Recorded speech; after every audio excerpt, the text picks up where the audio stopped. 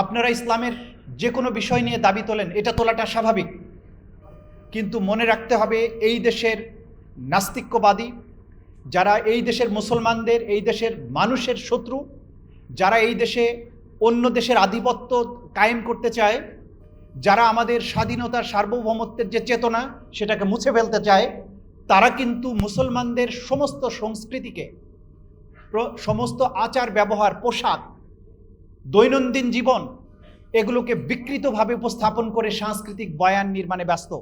সেই বয়ানের বিপরীতে পাল্টা বয়ান তৈরি করতে হবে যে আপনারা এই দেশের মূলত স্বাধীনতা সার্বভৌমত্বের রক্ষক শক্তি। আপনাদেরকে ইতিহাস জানতে হবে। এই বাংলায় ঘুরি, বাবর, আবদালি এবং মুঘলরা এসছে। এই উপমহাদেশ মুসলমানেরা হাজার বছর ধরে শাসন করেছে।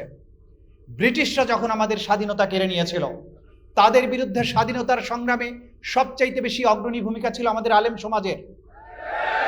হাজী শরিয়াতুল্লাহ, ফকির সন্ন্যাসীদের বিদ্রোহ, আন্দামানের যে বন্দিশালা যেখানে কালা পানি যাবজ্জীবনের জন্য নির্বাসনে পাঠানো হতো, দেখবেন ভারতীয় উপমহাদেশের কত হাজার আলেম ওলামাকে সেখানে পাঠিয়ে দেওয়া হয়েছিল। এই ইতিহাস যদি না জানেন, তাহলে আপনাদের মধ্যে হীনমন্যতা কাজ করবে যে আমরা বোধহয় স্বাধীনতার সার্বভৌমত্বের পক্ষের শক্তি নই, রক্ষক শক্তি নই। কারণ শাহবাগীরা সেই বয়ানটা তৈরি করতে পেরেছিল যে বাংলাদেশের স্বাধীনতার বিপক্ষের শক্তি মানে দাড়ি এবং টুপিওয়ালা মানুষ। এই বয়ানকে ভেঙে দেওয়ার দায়িত্ব আপনাদের। আপনাদের এই বয়ান ভেঙে দেওয়ার কাজটা করতেই হবে।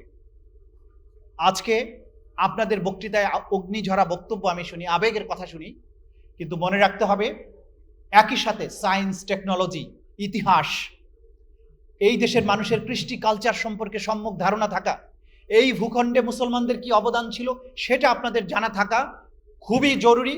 কারণ দিন শেষে আপনারাই, এই আলেম ওলামারা, মুসলমানেরা বাংলাদেশের স্বাধীনতা সার্বভৌমত্বের রক্ষক, আর কেউ নয়।